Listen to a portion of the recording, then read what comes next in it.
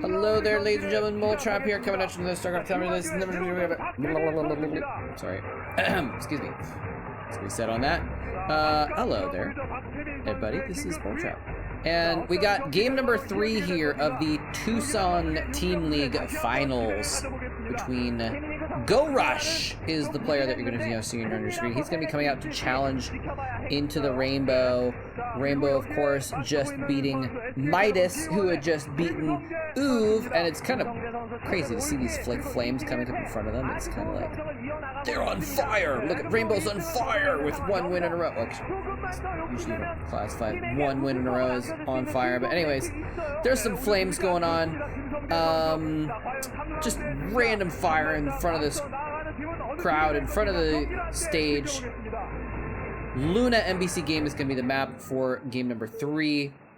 Now, there might be some differences. TLPD didn't have a map for the MBCGame version of Luna, so there might be some slight differences, but we're going to check out the map in a second. But first of all, we're going to go ahead and check out what we have. Rainbow down here in the bottom left corner of the map is going to be a blue Protoss player, and I'm going to show his face. He usually shows his face.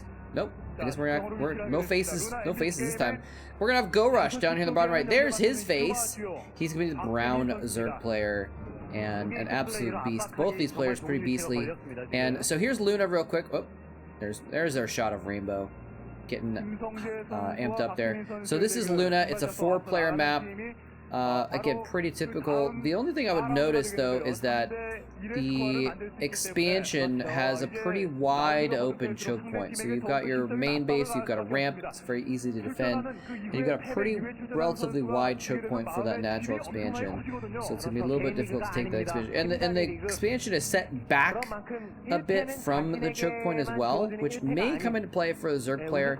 It looks like it's in a spot where, you know, if they do put down a natural expansion, if GoRush does, the creep will be good enough that he'll be able to kind of block that choke in his ramp with the Sunkens. But I don't know, I'm just feeling like, you know, there's a possibility of, like, if this was versus Terran, actually, I would be a little bit more worried, because there'd be a possibility of, like, Marines stimming, running past the Sunkens up the ramp or something like that. So, I don't know. We'll see how this goes, though. This is a ZVP.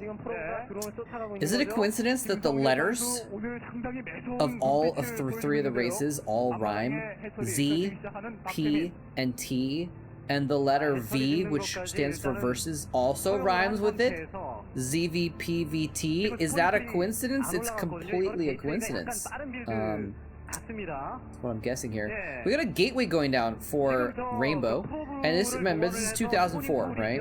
So it was a different time back then. If this was like 2007 through like 2019 or 2020, there'd be like this would be a crazy build, be a 99% chance of a Forge expansion against Zerg, but this is 2004. Anything can happen in 2004. Anyway, so he is going to put down a gateway first. What is that, a second gateway? Okay, so, and this is, I mean, this is kind of interesting. He's just putting it in his main base, right? It's not like this is a proxy location or anything like that. So I think this is just going to be for some early pressure. And he's also not, you know, again, if we saw this in 2022, we might see it in his choke point to make it part of a future wall for an expansion later on as well. So it kind of remains to be seen here whether it's going to be for some pressure. This is probably not really like an all-in build or anything like that. It's, you know, he's just going for a lot of probes. He hasn't cut probes or anything like that, is what it looks like. So this is going to be a little bit of pressure. What is he going to do with this pressure, though, is the question. Is he going to continue making lots of zealots? Is he going to try to expand off of this? I don't know how this is going to work out for him, to be completely honest, because what can he do with these zealots? He can block his ramp. He can block his ramp very easily against Zerglings. That's probably the best bet for the moment, until he can get some Dragoons out or something like that, at least. But then he's just locked into one base, you know? It's going to be almost impossible for him to push out with this, at least for the moment, because, you know, like I mentioned, the choke point in your natural is wide enough that he's going to need like 12 zealots to make a nice wall, a red rover line that he can protect his base against. And it's just, okay, here's what we're seeing. Okay, So here's the interesting part now, ladies and gentlemen. We've got the cybernetics core going down. Oh, maybe that's not interesting, actually.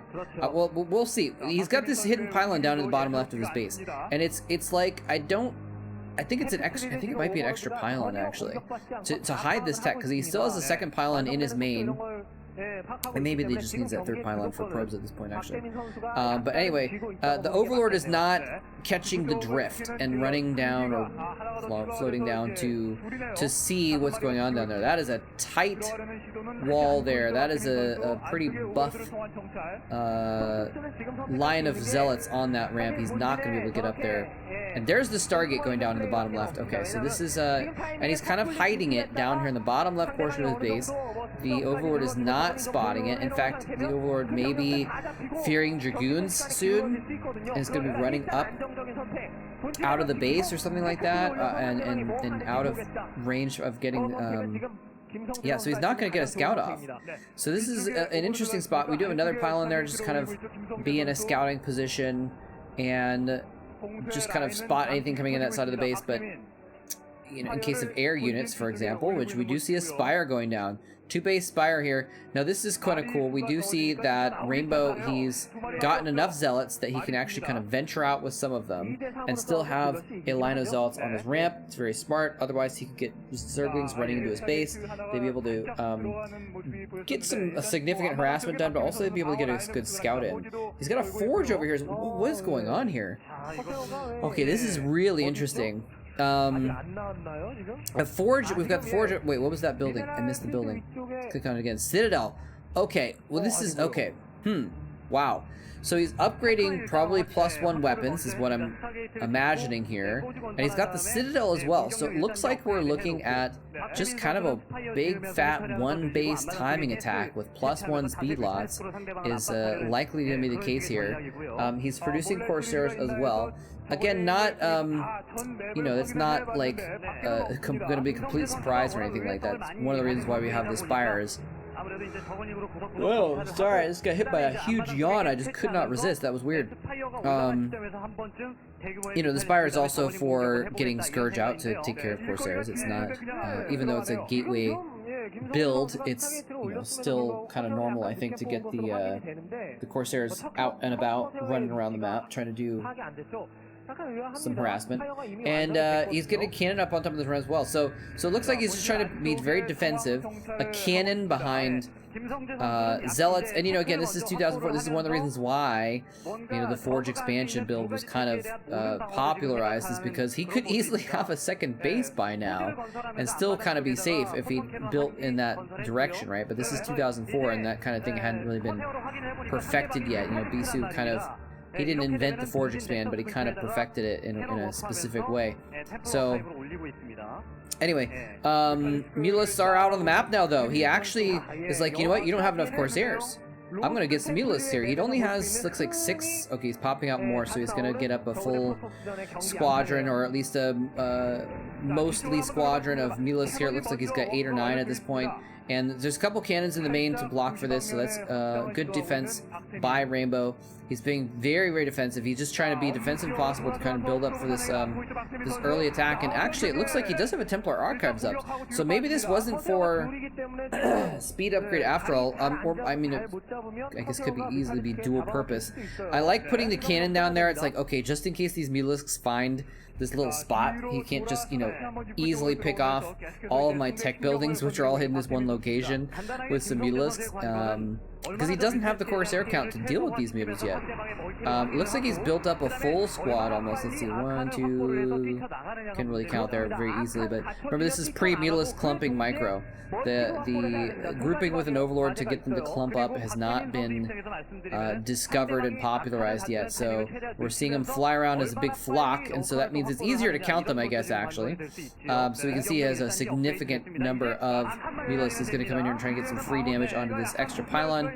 Might just get ignored, actually, because he's got only 2 Corsairs. If he fights, he's going to lose them to Scourge. He's going to have to be forced to fall back to these cannons. The Dragoon is kind of trying to play like a mobile cannon as well and do some damage, but it's actually pretty vulnerable, so he's having to play a little bit of a cat and mouse and chicken, I guess, in a way. Oh, he stops microing the Corsair, and it gets picked off by some Scourge very, very quickly. He does have High Templar out now. Storm is probably not researched yet, though, but it's very close, so he's kind of waiting for a chance. He's not going to go for the Archon, it looks like. It looks like he's not going to try and morph an Archon. He's going to try and wait to get a Storm off onto these Mulas. That's going to be his way of fighting this off, but in the meantime, he gets... Oh, no! The second Templar pops out right underneath. He does get Storm. He lands a big Storm, doing lots of damage to those Mulas. They're out a lot of... I guess probably 3/4 of them are now at half health, and now he's going to fly down and see this little spot where he's got all of his tech buildings there, but he's feeling a little bit vulnerable and wants to run those Mutalisks away. It looks like he might have lost 1 or 2. But without that many Corsairs, I think he's actually in pretty good shape to fight this. He killed the first Templar with no damage taken. The second Templar loosed its Storm and then died as well. So these Mulas really don't have anything to worry about at the moment. He's actually running with Lurkers as well to deal with these Zealots, although of course Mulas are pretty adept at dealing with Zealots as well. It's a little StarCraft 2 joke, I guess, in a way. Another Templar has popped out, and it looks like the glaive hitting it a couple times, but it is going to be able to get away back to the safety of those cannons. But in the meantime, the Mulas have actually forced the Zealots back, and he's able to get the Lurkers up into the main base. And I don't think he has observers. He doesn't have a robotics bay at all, does he? So he's not going to be able to get observers anytime soon. So these Lurkers... Lurker follow-up after the Mulas is actually just really genius. He's running around with Mulas, sees exactly what's going on there, and he's like, you know what? Look, you don't have anything to deal with cloaked units other than these cannons, but the cannons cannot move. So I'm gonna go ahead and just get some Lurkers here, and he's completely contained him with just 2 Lurkers. And he's not overcommitting to these Lurkers, you know?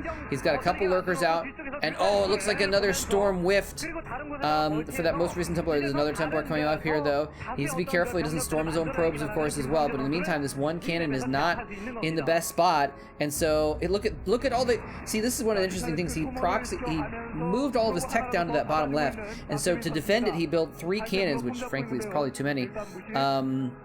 But, you know, he lost his Corsairs, so he's kind of like, you know, he's made a couple mistakes, and the things that he's bet on have not paid off, and so he's been forced into making more, well, I mean, it's like it's not a mistake to put cannons down there, because he kind of was forced into it, because he doesn't really have a choice. He can't just lose all his tech buildings to these Mutalisks, because he doesn't have anything to fight the Mutalisks.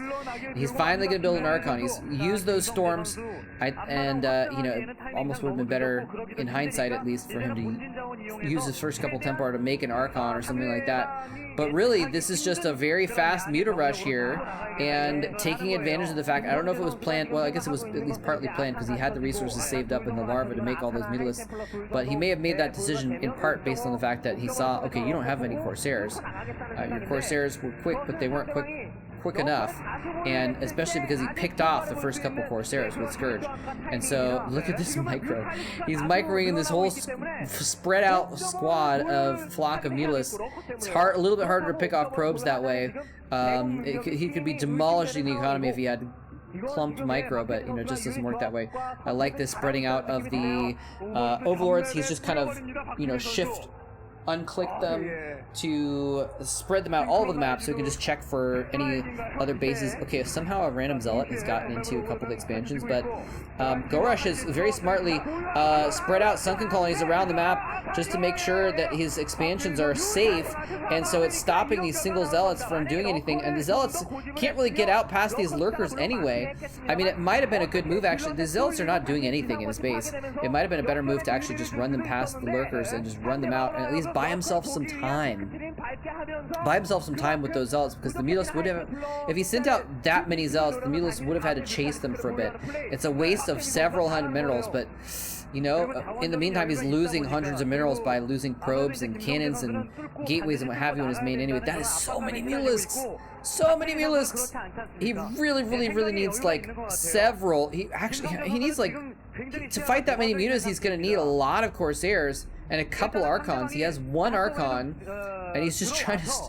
I mean, this is just a really... this is the you know, the beginning of a slow death for Rainbow at this point, or maybe the middle of it actually, because he just can't move out.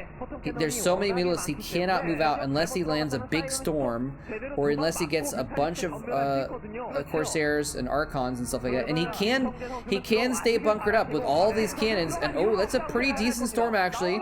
But there's so many mutalisks, he just can't storm them all, especially because they're all spread out, so he can't even like get a lucky storm and kill, like, you know, all 12 or something like that. They're too spread out. So, and he's going in harassing more, but yeah, IntoTheRainbow just can't really do anything here. He can build up and slowly get enough Archons and Corsairs that he can move out. But in the meantime, GoRush has taken the map. He's got 3 bases. I think he's getting, yeah, there's the 4th base he's getting up. He might even be getting a 5th. His overlords are spread out, so he sees the entire map as well. And oh, IntoTheRainbow is actually mining out as well at this point. It's close, far enough in that he's actually mining out. So he's in deep trouble. He's even storming his own probes to try and hit the mutalisks. Oh no, this is probably the end, ladies and gentlemen. And another storm on his own probes. He hits a bunch of mutalisks, but they demolish his main nexus in the meantime as well.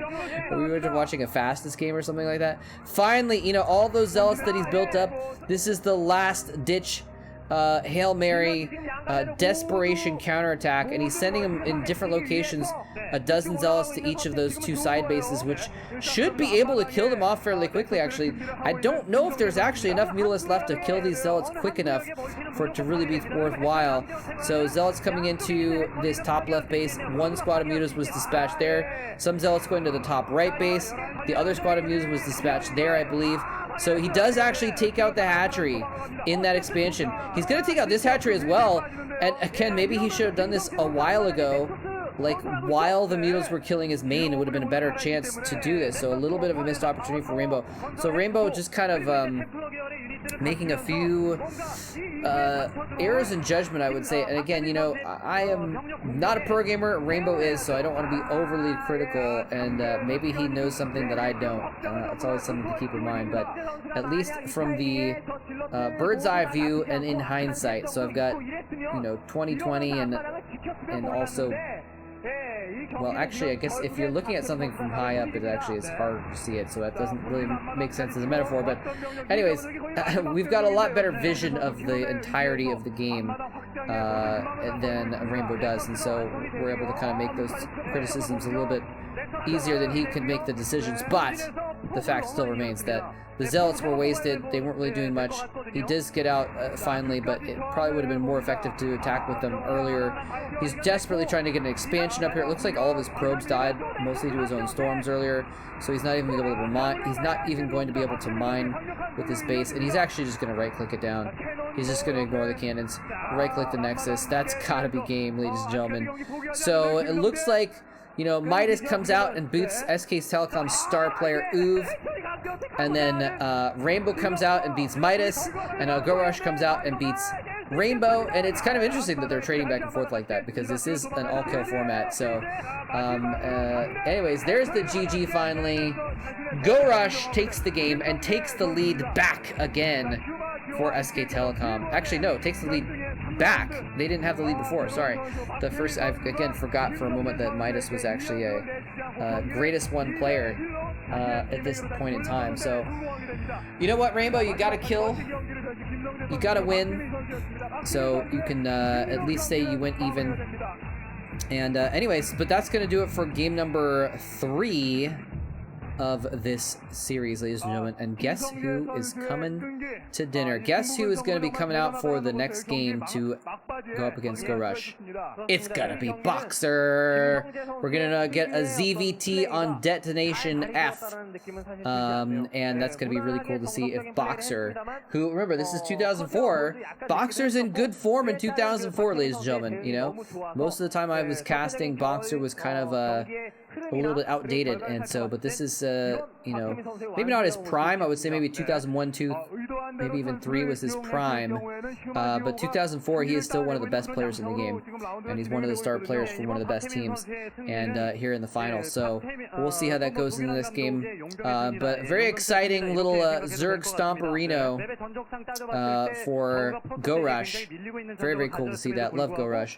And so game number 3 goes to SKT. We'll see if they can pull farther ahead with Boxer in game number 4, or I'm sorry, I keep getting confused. Sorry, GoRush actually also a player who was on other teams. He joined SK Telecom as well, but he's also on Greatest Ones. At this point in time, so it's kind of interesting. We have 2 future SK Telecom players being playing against SK Telecom here in this situation.